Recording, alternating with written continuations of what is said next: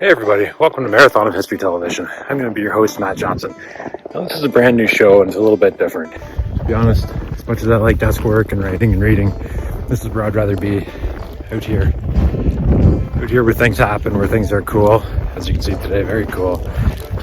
But this is what Marathon of History TV is all about. So basically, the idea of the show is it's going to start. I'm going to introduce the show at the start of my run. And then as I run, I'm going to introduce the different segments. So probably by the time you get well into my run, it's going to be pretty messy. But that's Marathon of History Television, and I appreciate you watching. Now, since today is the first episode, I'm going to use a little bit of recycled footage. And this recycled footage is from a presentation I put together last year for the Forest History Society of Ontario. And it's about the Kinghurst Forest Nature Reserve, which is located between Chesley and Dornoch in Ontario. And basically the documentary is about the generosity and the vision of Mr. Howard Krug, who had the vision to really preserve this fantastic forest for generations, really long before conservation was cool. Mr. Krug realized that sound forestry practices made good business sense. So check it out, this documentary from March 2022 from the Ontario Forest History Society. Enjoy.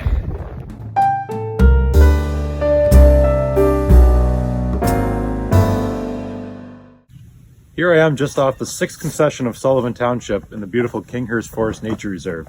This pristine landscape was a vision of one man, Mr. Howard Krug. The story of the Kinghurst Forest Nature Reserve begins in Germany in 1836. That is the year Peter Krug, fleeing both mandatory military service and an arranged marriage that wasn't to his liking, emigrated to Canada, settling initially near Tavistock, Ontario. Soon after locating to Tavistock, he was attracted to the strong German community of Berlin, Ontario. He moved to Berlin, now known as Kitchener, where he apprenticed as a cabinet maker. By the 1860s, Peter, now married, had moved back to the Tavistock area where his wife's family was located. Here, that he set up a cabinet making business that he operated out of a small shop attached to his house. While operating here, Peter and his wife Anna raised their busy family of 6 kids, all born between 1858 and 1875. Never afraid to investigate a new opportunity, Peter switched trades several times, requiring the movement of his family. First to Walkerton, Ontario in the mid-1870s, then, following the collapse of his enterprise in Walkerton, to Listowel, Ontario in 1878, where Peter and 3 of his sons, John, Christian, and Conrad, found employment in the Hess Furniture Factory. John, Christian, and Conrad all showed signs of their father's entrepreneurial drive and began contemplating the idea of setting out on their own in the rapidly expanding furniture manufacturing industry. While looking for a suitable location to place their new business, a relative suggested they look at Chesley, Ontario. Chesley, Ontario is located in the southeast corner of Bruce County. Primarily an agricultural area, known particularly for its beef production, the small town of 1800 is situated in rolling farmland, with the Saugeen River cutting through. Indeed, it was the Saugeen River that would provide power to the original Krug Furniture Factory. Chesley was founded in 1858 and incorporated in 1879. When the Krugs arrived in 1886, it was a bustling town of 1,400 people, many of which worked in small manufacturing shops. The Grand Trunk Railway had laid track into Chesley in 1881, connecting it to the North American market. Construction of the first Krug Furniture Factory, which measured 52 by 36 feet, began in early summer 1886. Hard work paid off, as on August 25, 1886, Krug Furniture began production. The furniture business proved to be good, and the Krug factory expanded further, adding a lumber kiln and sawmill facilities located across the river. Though species such as walnut and oak were imported from other sources, Krug Furniture made sure to take advantage of the plentiful hardwood forest containing maple, elm, beech, and ash that surrounded southern Bruce and Grey counties. In order to stay supplied with local lumber, the Krugs acquired it in any way they could, including the leasing of land for the purpose of logging, buying already fallen timber, and purchasing bush lots. In 1899, several properties off of the 6th concession of Sullivan Township were purchased until nearly 600 acres of forested land were in the Krug's possession. Purchased with the intent to completely log, these properties, located about 2 kilometers south of the settlement of Kinghurst, were the beneficiaries of a changing strategic vision implemented by John Krug. Treating standing timber as a long-term investment instead of a resource to be rapidly exploited, Kinghurst was only very selectively logged. In fact, by 1918, the giant standing maples began to make money for the Krugs in a completely different way. While not being actively logged, one of the ways the Kinghurst Forest made money for the Krug family was through maple syrup production. About 200 meters behind me here is the old evaporator house, which has unfortunately been closed due to safety reasons, as seen here on this sign. Hopefully in the future, that will be open to the public. The production of maple syrup at the Krug property south of Kinghurst began in 1918. At its peak, before abandoning syrup operations in 1963, it was a 2,800 bucket operation, typically employing local farmers looking to pick up some extra money during the off-season. During the Second World War, maple syrup became a very important and very monitored commodity, as sugar was rationed in support of the war effort.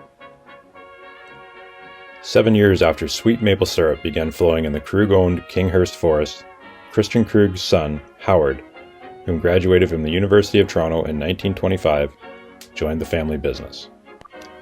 As the CEO of Krug Brothers Furniture, Howard Krug saw to it that the Kinghurst Forest was managed properly and was only selectively logged. This attention to the preservation of this magnificent forest isn't surprising given Howard's many outdoor conservation efforts throughout his life.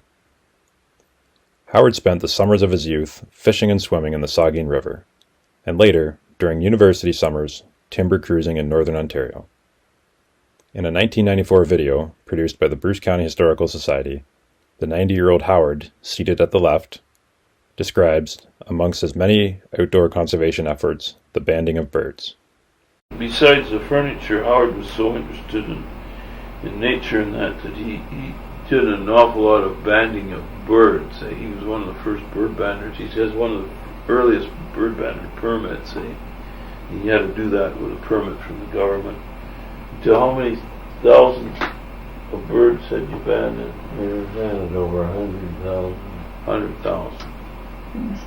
He banded everything from real small birds up to eagles.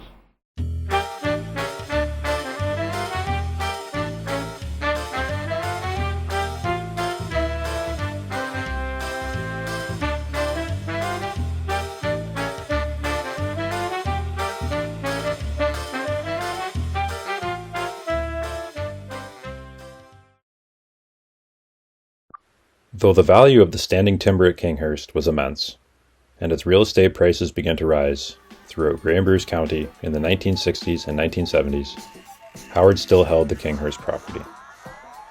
Approached in the mid-1970s by an agent offering to buy Kinghurst, Howard declined the offer, as he learned the agent represented Japanese interests who were looking to log the property for maple to be used in bowling alleys. An October 1977 article in the London Free Press on the Krug furniture operation states, "They could have cleaned up, made a small fortune, but there was no way Howard Krug was going to sell his maples for bowling alleys." Howard would, however, allow his property to be extensively surveyed and studied as a candidate nature reserve based on the suggestions of a 1976 report by the Ministry of Natural Resources submitted to the Niagara Escarpment Park Planning Branch. The findings of the study, stating the significance of the Kinghurst property and recommending it be designated as a provincial nature reserve, were presented to Howard Krug in 1983. In 1997, Howard Krug made what Ontario Nature terms a landmark bequest of 600 acres that make up the Kinghurst Forest property to the Federation of Ontario Naturalists. What a fantastic vision Mr. Krug had. I think all of us who enjoy the outdoors really owe him a debt of gratitude for leaving behind such a fantastic conservation area for everyone to enjoy. So we're going to switch gears a little bit now, and since we're sort of on the topic of running, we're going to talk about North America's oldest road race. So that's oldest running road race. And many people might think, it's must be Boston or it must be New York or one of these, but no, in fact, the oldest running race in North America is located in Hamilton, Ontario. It's called the Around the Bay Road Race. I recently sat down with Anna Lewis, race director of Around the Bay Road Race, to talk to her a little bit about the history of the race, challenges of running the race, and what she enjoys about running the race. And talked to her about maybe moving the date to the spring, but she didn't seem too receptive to that. So here she is, Anna Lewis from Around the Bay Road Race. So, Anna, this is going to be the 129th race this year. What were those first races like? Did it start as a race, or did it just start as a couple people running around the bay? And how has it evolved since then? Well, it was actually a cigar store owner who started the race, and it was for betting. So it was a totally different mentality then in 1894. And it grew into what is now a community event. But in the initial iterations of the Around the Bay, it was really to bet on the runners. Okay.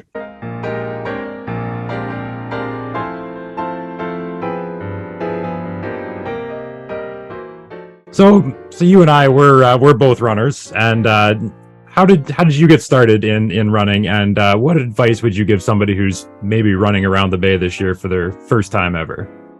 Well, I've always been active growing up and throughout my adulthood, but I worked for St. Joe's. St. Joe's is the current and was at the time the charity partner of the Around the Bay Road Race. So I was always at the event and supporting our fundraisers. So I was at the start line, and every year I could just feel the energy and the excitement, the camaraderie at the start line. And I've always been in team sports, but I didn't see that in running until I started to attend the starts. And so I thought, I'm going to give this a try, and it worked out really well. I found a passion for it and started to really enjoy how it made me feel in terms of my fitness level, the friends that I made, the clubs that I was joining, and that sort of thing. And at races, it was just a great atmosphere. Right.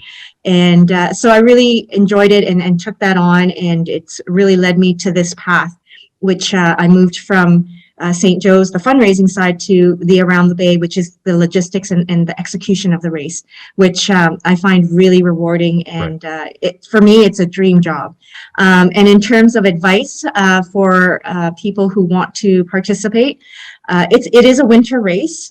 Even though it's in March and it's in the spring, you really have to train through the winter. And so I would say, if you have a training plan, then please follow it as much as you can. Don't skip any days if the weather is poor, because you never know what's going to happen on race day. And could be, it could be bright and sunny. It could be, sleet or snow. It could be hot, cold. It could be any of those and all of them at the same time. I think I've had all of those at once in 1 year. Yes, right. At different parts of the course, you could feel different weather patterns. Right. So I would say, keep to your training plan. Try to be out there as much as possible in diverse conditions, because you never know what you're going to get on race day. Hill training is a must if you want to finish with a smile. Right. Finish with a smile. Yes, that's important. Yeah. That's one thing, like I personally learned about the race is I do a lot of trail running where I'm from. So I'm used to hills, and I don't think I gave Around the Bay the respect it deserved as being a hilly course the first couple times. So I'm blazing through the first half, I forget what the road is in the second half, but it's just up and down and rolling, and it's tough. So it is tough. There's a stretch where there's a number of gradual hills, so you don't really kind of see it coming, but it's like a steady and long incline. Yes. And then there is a significant, incline with Valley and Road, but leading up to there's a number of rolling hills that kind of sneak up on you. So hill training is definitely a must. And one thing I found too, last year I didn't have a great race, and you can see First Ontario Center for like 2.5 kilometers. You're like, oh, I'm almost done. 10 minutes later, oh, almost there. Yeah. So, oh man. Anyways, so as a race director, do you talk to other races as well? Like, is there like a community of race directors that talk? And what are some challenges as race director of Around the Bay you face on a regular basis every year? Yes, there is a community of race directors, and actually we got a lot closer and a lot tighter through the pandemic, because we were all sharing what we were doing, what our challenges were at different stages of the pandemic, and how are we going to come back. Okay. And so there was a really great, strong community of race directors across Canada that we were on monthly, weekly forums, like on Zoom. Right. And it was a great way to share ideas, but also to give each other encouragement. Like, you know, we know how you feel. We know Right. that what you're going through because we're seeing the same thing, and also to share ideas on how we can manage through this. Right. But there are several challenges as race directors, even before COVID. You know, for us, weather is a challenge, and we can only be prepared for anything basically, because anything can happen in terms of weather-wise. But we're very fortunate too that we have a lot of support from our city partners. It must be something for scheduling as well, like with the Bulldogs and with other events at the arena. So around the Bay, you must sort of have yourself anchored in that calendar for last Sunday of March, and then they sort of work around. Is that how sort of it goes with the? Most of the time we are the last Sunday in March, and yes, it's prime season for the Bulldogs and lacrosse as well. Right. And you know, we're all community organizations that want to see Hamilton events do well. So we try to work together. Right. We want to see the Bulldogs make it to the finals and be successful through the playoffs. So we try to work together. It may mean modifying our expo, or it may mean, you know, one year we had to really take down the finish line early or very quickly so that they could have a game that evening. Wow. And yes, that's impressive. And it happened. Wow. And it happened. And so we try to work together, but that takes, again, a lot of planning and a lot of collaboration to do that. But they have a great staff there who also can manage various situations and are really good at what they do. And so we're lucky to be in a venue like that, where the people around there have made it that venue so great. And on the topic of people, it really is volunteers that sort of really make this whole thing go round. So community groups volunteer as a group, and people volunteer as individuals. And can community groups even this year yet still volunteer if they would like? Absolutely. I mean, again, I feel like I say this all the time, but we're very fortunate because a lot of the community groups have come back year after year. So we've had some groups that have been there for 20 years and can probably run the race without us. They know it so well, and we just supply them with the tools that they need, and they run with it. Literally, yeah. So you know, we've had cadet groups, Cub Scouts, school groups, and again, this wouldn't be possible with great community leaders in those groups, but also that sense of community in terms of, I want to be a part of this because this is such a great event. So I just really feel like we're one big family, and when we see each other every year, it's like this big reunion, and we catch up. And then they do what they do, and then we pack up and we see them next year, right? And so it is like a big family reunion, because it's like, oh, I haven't seen you in so long. That's pretty cool. But we can also, you know, just pick up where we left off. Right. Everybody's they know exactly what they're doing, where their aid station is. How does a typical race weekend look for you, and how does a year look after you wrap up one race and start getting ready for the next one? I'm sure it's a never-ending cycle. It is. It really is a cycle. Race weekend almost seems like one day from Friday to Sunday. I bet. You know, we start with the expo, where vendors are in our concourse level, and it's mostly sporting goods and running gear and running clubs or other races. Right. So our participants come to pick up their kits, and so that's a Friday, Saturday event. And then race day is on the Sunday normally, and that's just a blur. We wake up so early in the morning to make sure the course is set up, and of course check the weather to make sure that we can accommodate the runners on the surface if anything needs to be done, and then also just making sure, you know, everything is laid out in terms of the finish line, just double checking really, because everything has been pretty much done during the weekend. But you just double check everything and make sure the dignitaries that are supposed to arrive are met and that sort of thing. And then once the race starts, actually, it's you have this sense of relief. That's one whole day, but to get to that day, it's a whole year of planning. From the day the race ends, you start planning the next one. And there's always a month and a half of cleanup. So you do that concurrently. But we go to other races and we promote our race at expos across Ontario and abroad. Okay. But it's an opportunity to listen to what people have shared or experienced during their race, and so we can share our ideas and they can share theirs about what's going to happen next. And It's very, very honest feedback, I'm sure. Like you say, it's very and that's what I'm sure you need. So if I had some feedback, I'd say, can we move it to the summertime? Because the end of March is often pretty cold. Yeah, and we've heard that for sure. But I think, we've locked in at the end of March for a number of reasons. The Around the Bay has always been a winter race. It first started on Christmas Day, actually, in 1894. A lot of people use it as a training run for Boston and other spring marathons. And I think it's been now known to be, kind of the start of the racing calendar and a way to kickstart your season. So we kind of found our spot in the racing calendar, and we like it. So before we wrap up this year, as far as things go now, everything's the way it was pre-COVID, if you will. You mentioned there's going to be a full expo, and races going ahead as it was. Yeah, so we hope to have everything exactly as we've had it pre-COVID.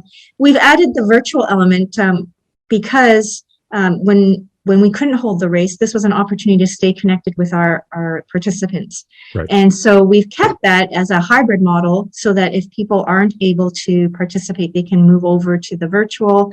And over that time in the pandemic, we've actually gained a lot of friends that would like to participate, but have now moved like either abroad or, across Canada or from Hamilton and have moved away, but want to stay somehow connected to this race. And so the virtual component is not as big as it was in 2021 when we weren't able to host the race, but it is still a option.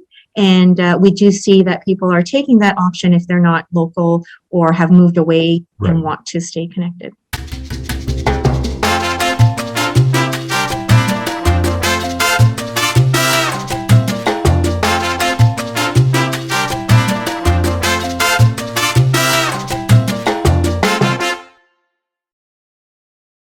So that was really a fantastic interview. I enjoyed that. I had a lot of fun talking to Anna. She's really got it going on there at Around the Bay. It's a well-oiled machine. So if anybody, of course, is interested in running Around the Bay road race, you can always register at bayrace.com. Or I heard a rumor that there's going to be 2 guaranteed free entries for Around the Bay road race given away at Marathon of History's Instagram and Facebook page before too long. So I heard that from a pretty good source. So stay tuned and keep checking out Instagram and Facebook for that.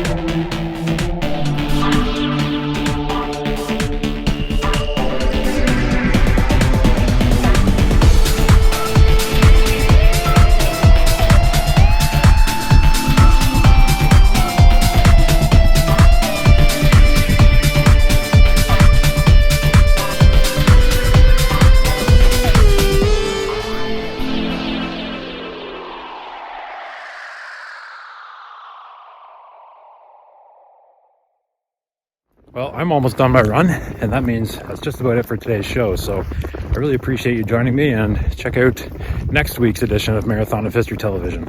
I'm Matt Johnson. Tonight's episode of Marathon of History Television is brought to you by Custom Tonkas. Custom Tonkas, let us restore your memories. visit them at tonkacustom.ca. And by Tanny Brand Apparel. Don't worry, sports fans, there's always next year.